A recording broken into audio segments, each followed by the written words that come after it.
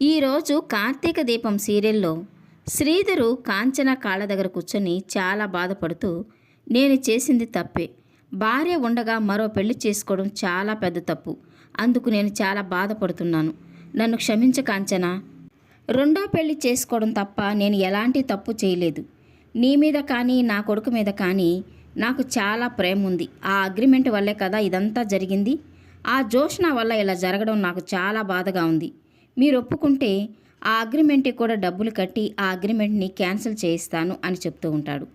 ఇక కార్తీక్ అయితే ఏం అవసరం లేదు, మా సమస్యల్ని మేమే పరిష్కరించుకుంటాం, మాకు ఎవరి సహాయం అవసరం లేదు అని కోపంగా చెప్తూ ఉంటాడు.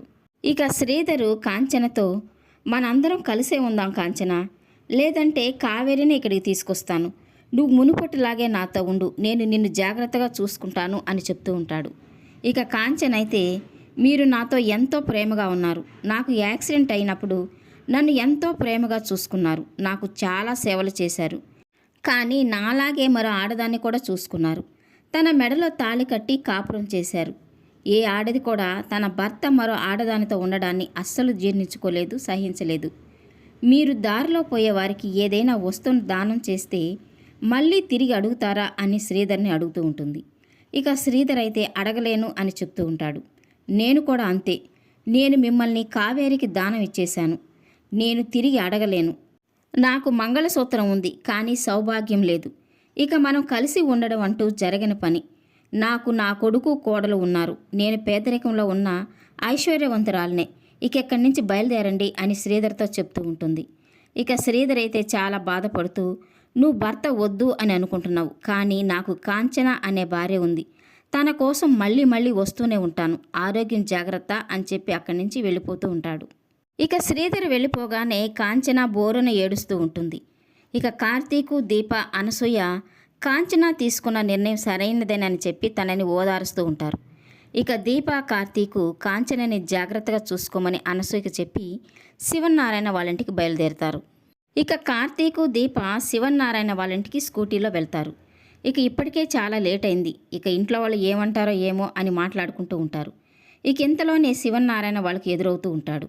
సైకిల్లో ఉన్నప్పుడే కాకుండా స్కూటీ ఇచ్చినప్పుడు కూడా ఎందుకు లేట్ అయింది అని వాళ్ళని అడుగుతూ ఉంటాడు. ఇక కార్తీక్ కారణం చెప్పబోతూ ఉంటే శివనారాయణ తనని ఆపి, అయినా ఇద్దరు ఎందుకు పనికొచ్చారు, ఒకరు ఇంట్లోనే ఉండి ఒకరు రావచ్చు కదా అని అంటూ ఉంటాడు. ఇక కార్తీక్ అయితే అదేంటి సార్, ఇద్దరం కలిసే పనికొస్తాం కదా, ఈరోజు ఏంటి అలా అడుగుతున్నారు అని అంటూ ఉంటాడు.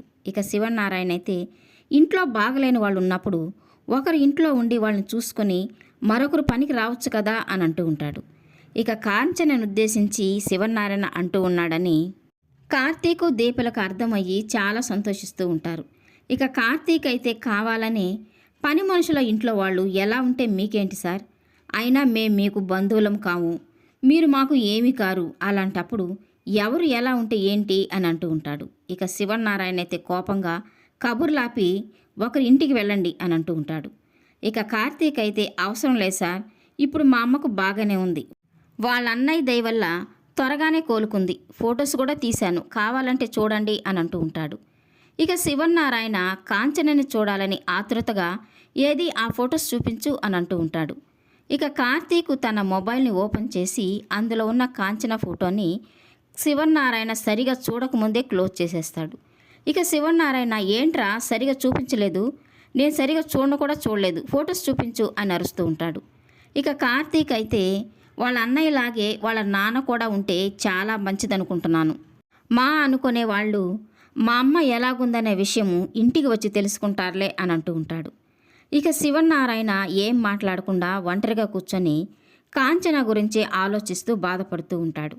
ఇక ఇదంతా చూస్తూ ఉన్న దీప, కార్తీకు తాతయ్యకి తన కూతురి మీద ఎంతో ప్రేమ ఉంది, అయినా ఇంకెన్ని రోజులు మాట్లాడకుండా ఉంటాడో చూద్దాము అని అనుకుంటూ ఉంటారు.